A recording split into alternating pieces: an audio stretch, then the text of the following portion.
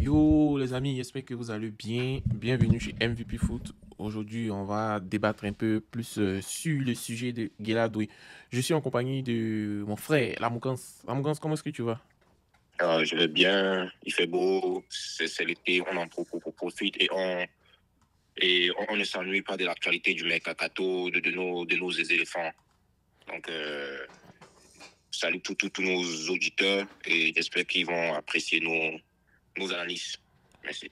Ok, donc aujourd'hui, on a un sujet brûlant, hein. Le sujet brûlant du jour, c'est tonton Gueladoui. Gueladoui, est-ce qu'il va partir à Galatasaray? Est-ce qu'il ne va pas partir à Galatasaray? On a vu une photo où on a mis qu'il a déjà signé à Galatasaray. Qu'est-ce qu'il en est?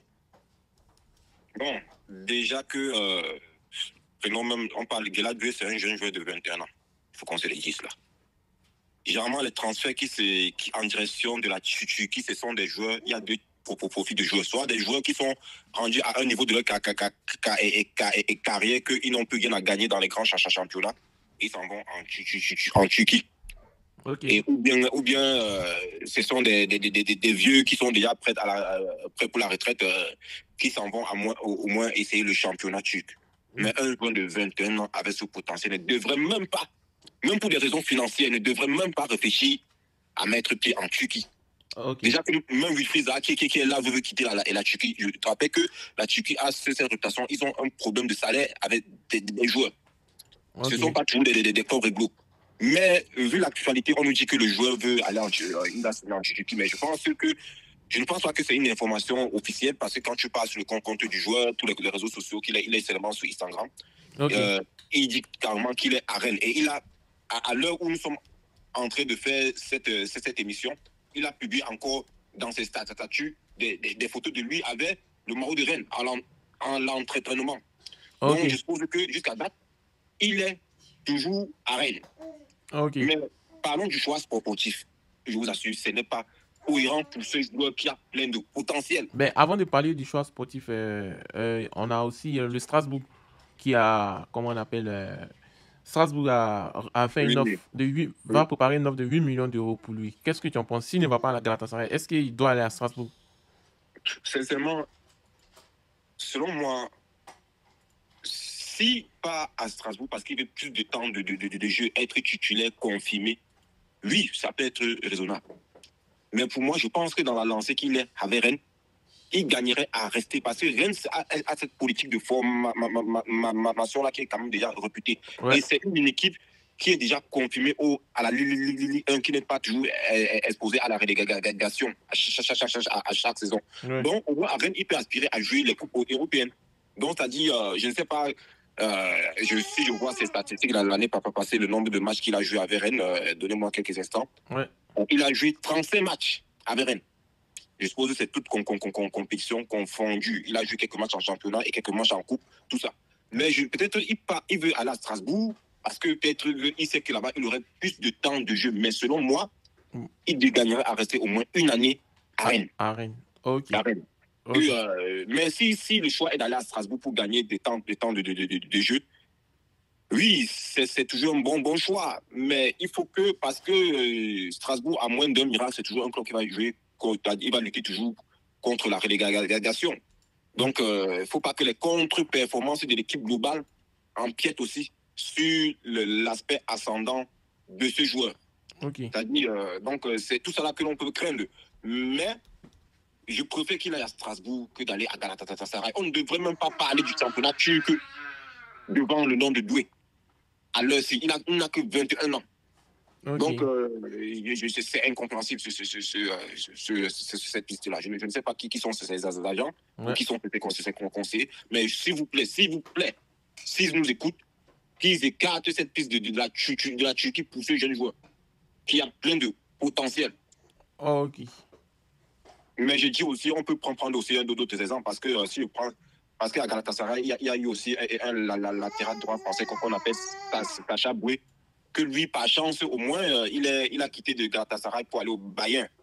Mais bon, Ouais. même comme il ne joue pas au Bayern, mais ce sont des cas rares. Ce Mm. sont des cas rares.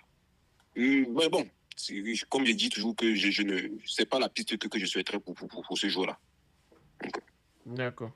Ok, bon, c'est un peu ça, il n'a pas encore signé, donc on espère que il va faire un bon choix. On avait Simon Adingra Mhm. qui allait partir à Marseille. Et heureusement qu'il ne va pas partir à Marseille. Sinon, vous connaissez les Ivoiriens, ils n'étaient vraiment pas contents. Comment est-ce qu'ils vont quitter la première ligue pour retourner en Ligue 1 française? Voilà. Et puis aussi, les Ivoiriens ont commencé à parler. Les gars disent que Guéladoué, il a un problème avec Serge Aurier ou quoi. Parce que Guéladoué, lui, il est venu prendre la place de Serge Aurier en sélection nationale. Il va aller prendre la place de Serge Aurier à Galatasaray. Donc, Il non. faut éviter les analyses des, faut pas, nous ne sommes pas dans une science fiction là, donc c'est juste des coïncidences que ce sont des analyses du quartier. Donc, je ne pense pas que qu'il y a un problème en quelque sorte entre M. Doué et M. Aurier. Donc, je pense que c'est juste une coïncidence qui fait en sorte que il puisse remplacer Aurier aux éléphants et que quand Aurier veut quitter Galatasaray, les rumeurs l'envoient à Galatasaray. Est-ce que ces rumeurs sont fondées ou pas? Ça reste que des rumeurs jusqu'à nos jours. Et même la piste de Strasbourg reste qu'une rumeur. Donc, prenons l'information avec beaucoup de pincettes. Et que concernant Simon Andergrat, je voulais rajouter un mot. Pour moi, je pense que c'est une bonne chose qu'il reste au moins encore une année à Brighton. Parce que je pense que ça, ce sera l'année de confirmation pour lui. Et il aura un certain leadership dans cette équipe de Brighton cette année. Espérons que le nouveau coach de Brighton aussi soit dans la même dynamique que Deserbi qui a laissé Brighton. D'accord. Donc, ok. Donc, ça marche. Donc, l'autre conseil, c'est de dire à Guéladoué de rester une année de plus. Qu'est-ce que vous en pensez? Merci. Et on va passer au prochain sujet. Deuxième actu, on a Mohamed Bamba qui... Bon, il y a un club de Ligue 1 espagnol qui s'appelle Legan qui veut recruter Mohamed Bamba pour Lorient. Donc, pour moi, je me dis que c'est peut-être une bonne affaire pour Lorient parce que si Lorient prête son joueur à ce club, est-ce que ils vont pouvoir monter en Ligue 1? On sait tous qu'ils sont descendus, ils ont besoin d'un très bon buteur pour pouvoir espérer monter en Ligue 1 l'année prochaine. Qu'est-ce que tu en penses? Déjà, moi, sincèrement, de prime abord, je suis pour ce prêt là, si ce prêt est en un espace semble plus intéressant. Mais est-ce qu'il doit rester à Lorient? Il ne faut pas simplifier le championnat de Ligue 2 en France. Le monde, les gens ne n'écoutent pas trop ce championnat-là, mais c'est un championnat très difficile. Très difficile. C'est difficile pour une équipe de Ligue 1 qui vient à peine de descendre en deuxième division et remonter l'année suivante. Si tu veux, tu peux avoir les statistiques. C'est rare. C'est vraiment rare. Donc, moi, oui, s'il reste à Lorient, c'est pas mauvais de jouer en Ligue 2. Il a quel âge? Il est né en 2001, donc il a 22 ans, quelque chose comme ça. Bon, il a encore du temps. Ouais. Et l'année passée, il a joué 16 matchs pour 8 buts. Ouais. Donc, c'est un gars qui a besoin vraiment du temps de jeu. Ok. La vraie question, c'est que est-ce qu'il s'en va à Logan, à Logan là, être sur le banc, ou bien il s'en va être titulaire? Bon. Moi, ça, c'est la vraie question. Parce que c'est que s'il reste à Lorient cette saison-là, il aura plus de temps de jeu. Ouais. Ça, c'est sûr. Il aura plus de temps de jeu et il aura, en ce moment-là, il pourra démontrer de quoi il est capable. Je prends l'exemple de carrière d'un joueur comme l'attaquant camerounais, Kal Toko et Ambi. Il s'est fait connaître en Ligue 2 parce qu'il marquait beaucoup de buts. Ouais, c'est vrai. Donc, c'est pas mauvais. S'il reste là-bas et qui à Lorient, il sait qu'il a déjà une place de titulaire. Ça a lui de prouver sur le terrain et en marquant beaucoup de buts afin d'avoir un leadership dans cette équipe de Lorient. Ok. Concernant le départ à Logan en espace, je pense que c'est une équipe qui vient de monter, ouais, et qui sûrement va jouer le maintien en Ligue espagnole. Ouais. Le problème de nos joueurs africains qui partent en espace, c'est que si tu arrives là-bas et que tu es mauvais, c'est comme si on t'oublie directement, quoi. Parce que c'est comme si c'est pas médiatisé, en fait. On ne sait pas si tu es bon ou pas. C'est-à-dire, les gens ne parlent pas de toi. Donc, c'est le bas blesse, quoi. Ouais, c'est vrai. Si ça va là-bas, il faudrait que vraiment qu'il soit directement bon. Il ne faut pas qu'il parte là-bas pour rester sur le banc. Et c'est ça là que j'ai peur, sous ce prêt là. Mais ça reste un prêt. Ouais. Mais s'il part est en prêt et que Lorient monte en première division, ouais, est-ce que Lorient aura encore confiance en lui? s'il revient d'un mauvais prêt, c'est-à-dire le prêt n'a pas machine n'était pas bon. Donc c'est tous ces paramètres qu'il faut tenir compte. Mais je dis, il est jeune. Il ne faut pas être pressé. Chacun a sa trajectoire. C'est pas tout en jouant en première division qu'on dit que non, c'est là-bas que l'on réussit. Non. Il faut qu'il recule un peu. Il accepte de jouer en Ligue 2. Il prouve bien parce qu'il sait qu'il va jouer au moins ses 38 matchs cette saison. Ouais, c'est vrai. Et son salaire va rester le même. Exactement. Il joue, il prouve, même si Lorient ne monte pas et qu'il finit la saison, parce qu'il a fini, donc pour l'année passée, il a marqué quand même 8 buts en 16 matchs. C'est-à-dire que je sens qu'un gars, c'est un gars qui est capable de marquer quand même 15 buts en une saison. Donc, qui se met et un objectif au moins de 20 buts la saison qui vient là et il travaille pour, peu importe la situation de Lorient qui monte ou pas. Je suis sûr de moi que il aura une meilleure offre l'année prochaine, sinon il monte en Ligue 1. Ok. Donc c'est comme ça que je vois ces transferts-là. Ok, ça marche. En tout cas, merci pour ton point de vue. Et vous, chers téléspectateurs, qu'est-ce que vous en pensez de ce point de vue? On va continuer avec la déclaration de notre cher Nicolas Pepe dans l'équipe. Il a dit qu'il était vraiment traumatisé à Arsenal, que franchement il a voulu abandonner le football, qu'il a perdu sa passion, qu'ils l'ont traité de plus gros flop de l'histoire de la Premier League. Qu'est-ce que tu en penses? Bon, c'est compréhensible pour ceux qui ont suivi le transfert de Nicolas Pepe de Lille jusqu'à Arsenal et ses débuts à Arsenal. Ça se voyait. Parce que quand il vient à Arsenal, c'était l'un des plus gros transferts de l'histoire d'Arsenal, 80 millions d'euros à l'époque. Il avait beaucoup d'attentes. Il avait beaucoup d'attentes. Et tout ceci, il faut qu'il s'adapte au championnat. Le championnat de la Première Ligue, c'est l'un des championnats les plus difficiles au monde. Et je pense que c'est vraiment compenser son état d'esprit. C'est-à-dire qu'il y a beaucoup d'attentes sur toi. Et les sportifs anglais, ce sont des sportifs mazos aussi comme les sportifs ivoiriens. Quand c'est bien, on t'applaudit. Quand ce n'est pas bien, on t'enfonce. On ne veut pas connaître ce qui ne va pas. Et je pense que c'est ce choc-là que ce gars avait vécu. C'est-à-dire on faisait que plus ça va mal, plus les médias parlent mal de toi. J'imagine que quand quelqu'un se lève, il ouvre la BBC, il voit qu'on est en train de parler de son nom en mal. Ça ne te donne pas le courage d'aller t'entraîner. Ouais. C'est très compréhensible. Attends, moi j'ai une question en fait. J'ai une question.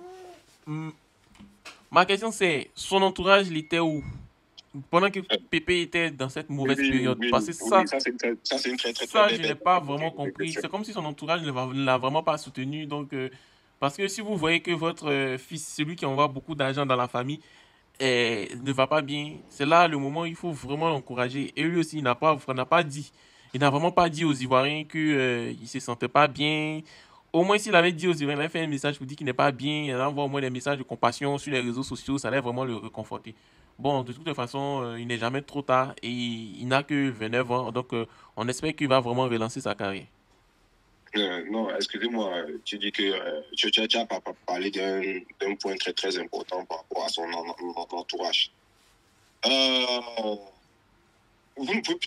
C'est sûr que je ne peux pas parler de l'absence de son entourage, c'est sûr qu'il a eu du soutien. La question c'est que est-ce que son niveau n'a pas été évalué à la hausse, c'est-à-dire que n'a pas été évalué à Lille, parce que c'est que la saison qui passe, il avait marqué 18 buts au championnat, si je ne me trompe pas. Non, en fait, Nicolas Pepe, il a le talent. Il a le talent, ça c'est indéniable qu'il a le talent. Il peut réussir même en première ligue. Mais le problème de Nicolas Pepe, c'est au niveau mental en fait. Mais je t'ai dit, oui c'est ça, il a eu des problèmes mentaux, mais je t'ai dit, moi je pense qu'il y a eu aussi, il fallait plus de temps pour qu'il s'adapte au championnat anglais, ça c'est sûr. C'est ça que je t'ai dit, est-ce qu'il avait vraiment le niveau pour attaquer le championnat anglais? Et est-ce que c'était le championnat qui correspondait le mieux à son profil de jeu? Il y a aussi ça. Moi, j'ai dit que bon, ceux qui disent que c'est un flop là, moi je suis contre. Pourquoi je suis contre? Parce que Nicolas Pepe, quand tu regardes un peu ce qui s'est passé, c'est qu'il a une saison où il avait commencé à se retrouver en fait. Mais il y a eu un changement d'entraîneur et c'est ce entraîneur qui est arrivé, ne l'a vraiment pas fait confiance et on a vu ce que ça a donné. Ouais, je dis et je répète ici. Je suis totalement d'accord avec toi. On ne peut pas parler de forme pour moi parce que moi, mon point de vue, c'est qu'il n'était pas encore prêt pour le championnat anglais. Et que s'il fallait qu'il reste là, il lui fallait un entraîneur comme Wenger. il va plus le comprendre et lui faire confiance. Il tombe sur Ateta. Je pense avant Ateta, il est tombé sur un autre entraîneur, je ne me souviens pas bien. Mais, et Arsenal, à ce moment-là, avait une pression. Arsenal se battait même pour être dans le Big Four. Et vous ne pas, il découvre tout ça. Même l'anglais, il ne parlait pas au début. C'était chaud. C'était chaud. Mais il n'a pas eu ce temps d'adaptation nécessaire. Et ça l'a impacté tout au long de c'est-à-dire la suite de sa carrière. Parce que le Nicolas Pepe qui quitte Arsenal n'est plus le même le Nicolas Pepe de Delille, n'est même plus au niveau de Nicolas Pepe de Delille. Il faut qu'on se le dise. Nicolas Pepe n'est plus totalement disparu. Donc, moi, je dis, selon moi, ce n'était pas la destination idéale. Ou bien, même s'il fallait qu'il aille à Arsenal, il fallait du temps pour lui pour s'intégrer et s'habituer au championnat anglais. Je pense que pour moi, dès tout parle de la transition entre Lille et Arsenal. Je voyais Nicolas Pepe, quand le Pepe qui joue le ballon à Lille, moi je le voyais dans un championnat soit allemand, soit espagnol. Sincèrement. Ok. Bon. Actuellement, lui, il est. Comment on appelle? Il n'a pas de club actuellement. C'est quel conseil tu peux donner à Nicolas Pepe actuellement? Nicolas Pepe, c'est déjà bien qu'il commence il se libère de certains mots qui le persécutait par le passé. Ses problèmes psychologiques à Arsenal, ça se voit que ça l'a beaucoup impacté. Le fait qu'il parle, ça le libère en tant que joueur. Moi, je le conseille de revenir à la base en France. Sincèrement, même si c'est dans une équipe qui va lutter pour la relégation. S'il veut donner une suite à sa carrière, mais il a 29 ans. Est-ce que c'est encore nécessaire de venir en France?